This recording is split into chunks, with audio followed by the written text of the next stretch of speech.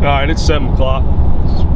Should be a good night to roost one. It's raining, I think, everywhere I'm supposed to be hunting, but it's moving the other way, and I feel like they should gobble if this rain will get out of here. And I've been sleeping all day trying to rest up, but last chance going to ask this man if I can hunt his place, and hopefully he's there. I hadn't asked him or tried to go in the in the afternoon, so hopefully I don't disturb him, but hopefully he's there.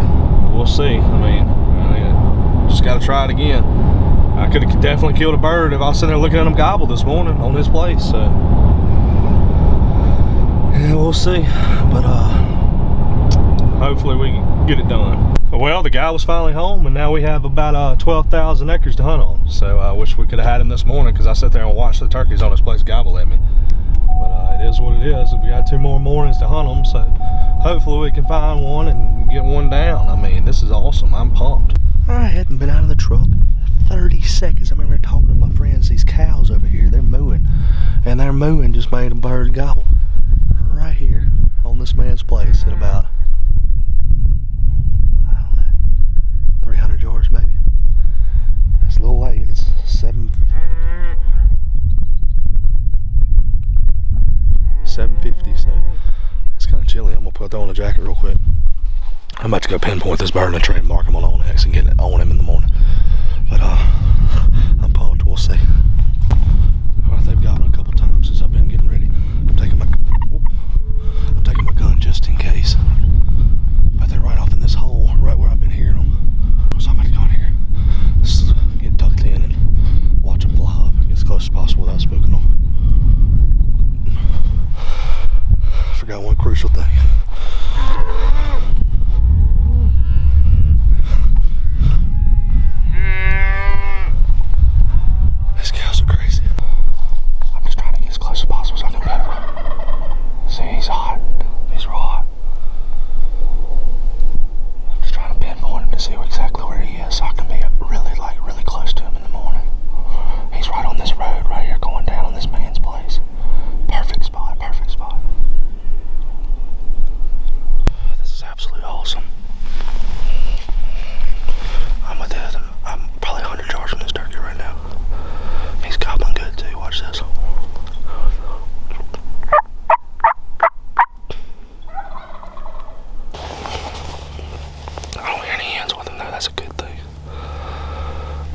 So early in the morning, like 3-4. I'm gonna get up at like 3:45. I'll be walking in here like 4:30.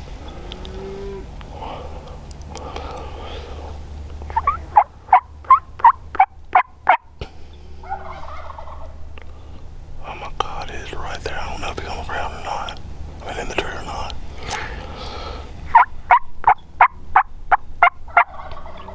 Yeah, I think it's in the tree. It's gotta be. Okay. It's crazy how much, when they turn on the limb, how much different the sound makes. I mean, it's like literally a 50 or 60 yard difference. Crazy. Alright. I just put my pin on Onyx on the blue dot. I've got to be within 20 yards on that pin. I mean, I think I'm right on him. I mean, he's right there. Right there.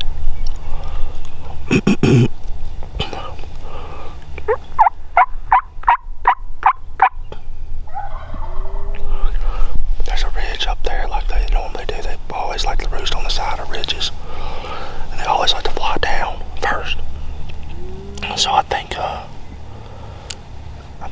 just gonna get on, like maybe on the other side of the road, right in front of him, and just pray that he flies down. I'm gonna sneak up when it gets a little darker and make sure he's on this side of the ridge, because I don't want it to pitch down. I feel like he's definitely on this side though. He's gotta be. I can see the ridge right here that runs down. I just feel like I'm almost certain he's gonna be on this side of the ridge and he's gonna fly around. Hopefully right in front of me. Man, we haven't had a setup this good in Montana yet, so I'm pumped. Yeah. He's hot. He's got me everything. I think that was a motorcycle ride or a foiler, and it just got with it. Awesome, man, awesome. I'm gonna get in there and tuck in and be within 40 yards of the bird. Maybe even closer. I need to walk up when it gets real of dusk and just kind of sneak over there. He's not gonna fly out of the tree. It's a little early right now. He can probably see me if I move too much right now. But I need to make a game plan. I really want to pick what tree I'm gonna be on in the morning.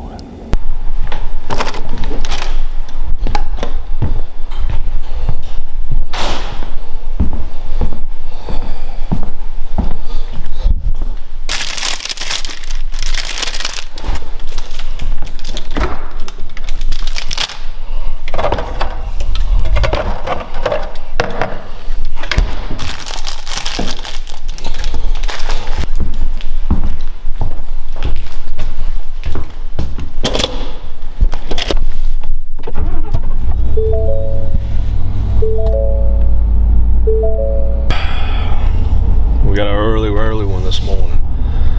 Woke up at 3 a.m. It's 3:15 now. We're headed to the turkey. It's 38 degrees. It's supposed to be no clouds in the sky. Looks like it might be a little bit overcast, which is a good thing for me. It's gonna stay darker longer. Let me slip in there easier. But I don't think the clouds are gonna affect this bird at all. He gobbled probably 50 times on a limb last night. He gobbled everything. He was crazy. He was fired up, that's for dang sure. Hopefully he doesn't have any hens or anything around him. I don't think anything's gonna spook him. After I turned the camera off yesterday, I crawled in about 30 yards from the turkey. Perfect little setup. I got my tree picked out, marked on Onyx. It's got a perfect little, the branches make kind of a canopy over it, so he can't see me until he hits the ground. That's a good thing. It's kind of like a little perfect setup. So he's gonna be 30 yards gobbling. I'm gonna be sitting there and he's not gonna be able to see me. Hopefully he flies straight down, and when he does, it's gonna be game over for him, because I mean, he's gonna be right in my grill. Pretty much anywhere that he can fly down that I can see him, he's gonna be dead. Now if he flies down the road some and goes, you know, a little bit farther, I won't be able to see him, but that's just gonna be part of hunting. I don't think he's gonna do that though. I'm probably not gonna call much. I'm gonna give him a couple little soft yells so I can gobble to him, and then I'm gonna shut up. Just let him know there's a hen there. Make him interested. But we'll see, man. I mean, it is what it is. We got us a dang good game plan. A great one, really. I mean, I feel good about this setup. It's early, but I mean, it is what it is. I mean, sometimes you just got to do it if you want to kill a bird like this. But it's fine with me. So we're about to get in here and get tucked in. Sit there for a while in the dark. I'm sure he's gonna wake up pretty early and start firing them off, because he was fired up last night and fired them off till about 8:45 last night. So I bet he's gonna wake up early. So we'll see. Hopefully we can kill one, get him breasted out, and come back to the hotel and take us a nap before we head down to Kansas. Sun's starting to come up in the east. I know you're not gonna be able to see me because it's pitch black, but I'm walking to the bird.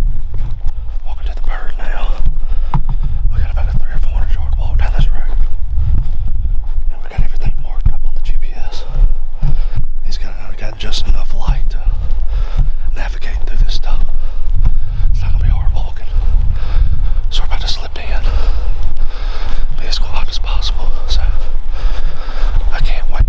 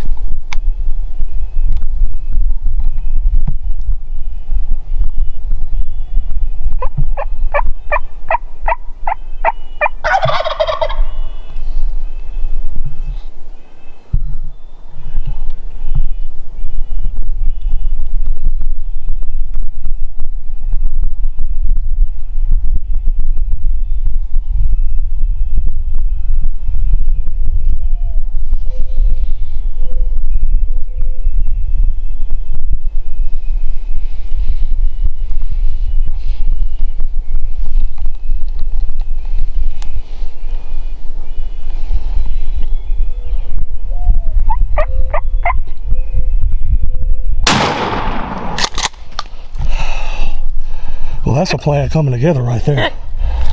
Oh, man. Oh, man, it's dark. He flew down early. Super early. What time is it? 5:05 and we got a bird down. Oh, hopefully you can see him. He's strutted up right there, coming down that hill. He's stone cold. I'll put it right on him. Oh my God. How cool. How cool is that? For sure you can see him on camera. He's right there. He's right there by that white tree. 35 yards. Dead as a doornail. Smoked him. What a plan coming together, man. What a plan coming together. Perfect, dog. Perfect. Oh, man. I'm going to go get my bird. And we're going to talk about it in a minute. There's not much to talk about. We came in. I explained it pretty good last night. It's I shot that bird at 5:05. Man. All right. Let's go get him. He's dead as a doornail. I guess y'all saw how that worked out. Couldn't have gotten any better footage on him. But man, what a hunt. What a hunt. I mean, I just got permission yesterday to hunt these birds. That land that I was hunting, that I killed that last bird, was right over there, about 300 yards. And every morning I'd been hearing these birds in here gobble. And I finally caught up with the man and got in touch with him yesterday about 7:30. And I was like, and he didn't even question me. He was like, yeah, you go on, buddy. Go on and hunt. We talked for a little while. And anyway, oh, he broke one. He's got a tail feather missing. That sucks. 2 tail feathers missing. Oh.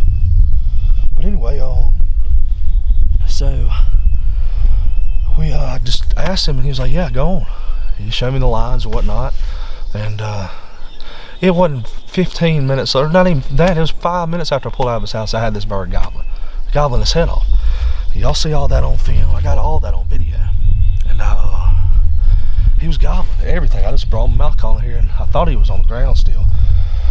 So I set up on him, and for about 15 minutes I just barely soft calling to him, and he wouldn't budge. So I finally realized that he was probably in the tree. So I eased up a little bit closer, and kept making him gobble. I bet he gobbled 50 to 75 times on the limb last night. He gobbled everything I did. And finally, it got just dark enough for me to sneak up here. So I crawled up this little hill right here, the same path I took this morning. Crawled up here, sat down right where I am right now, and listened to him gobble. And absolutely pinpointed him. I pinpointed the tree I wanted to be on. I knew I was going to be right here. Had great cover, this little canopy, so he couldn't like pinpoint me out of the tree here. And which it was too dark when I shot him anyway. I didn't realize he was going to fly down at 5:05 and me kill him. But anyway, so about 4, so I got in here, pinpointed exactly where I wanted to be, sat down this morning, got up at 3 o'clock this morning to get in here. So I got in here, sat down, and was quiet as possible. Didn't pull out my phone, didn't start the camera until it got light enough so you couldn't see the light. Didn't have that camera on. It was just being as still as possible. And about 4:50, I thought I could hear him spitting and drumming up on the limb. So I gave him one little soft yip, and he absolutely started burning it down. I mean, he started gobbling everything, and I never got loud on it. I was just giving him little barely soft yips, just barely putting air through the call. And every time he would pretty much every time he gobbled to it. And anyway, so I could hear him up there spitting and drumming, and every time I do something, he'd gobble. And then he flies down, 5:05 or 5:04 when he flew down. And I thought he was going to go up this hill, but he just flew down, and then he started working his way down to me. And I think he strutted up. It was a little dark for me to see it, and you probably can't see that part on the camera. I moved the camera over there and thought he was going to the right, and I was going to shoot him over here. But I gave him one little soft yip. He hammered right there on the ground, and he walked down to where I shot him at 35 yards. Absolutely rolled him. He barely, I put it right on his head, and that tungsten 20 gauge ate him up. It's been doing work this trip for sure. But this is a pretty bird, beautiful bird. I almost hate to shoot him, man. I almost do it. After that hunt, after that plan and everything, it was almost too fun to even shoot him, just to watch him come down and do his thing and gobble. But like I said, almost. He was almost too pretty to shoot. I wasn't going to let him get out of there. I'd have tackled him before I let him get out of there. But love it, man. Got a beautiful sunrise coming up in the east there. You just cannot beat this, man. I don't care who you are, what you say. You might have your own opinion. I have mine. And my opinion is that turkey hunting's the best thing on the planet. Absolutely love it. Absolutely love it. Not a lot of people would drive 1,500 miles by themselves to come up here and kill these birds, and I'll do it. And I've thoroughly enjoyed it. And I hate that the trip is almost over, but we still got one more state and 2 more tags to fill, so can't wait. Cannot wait.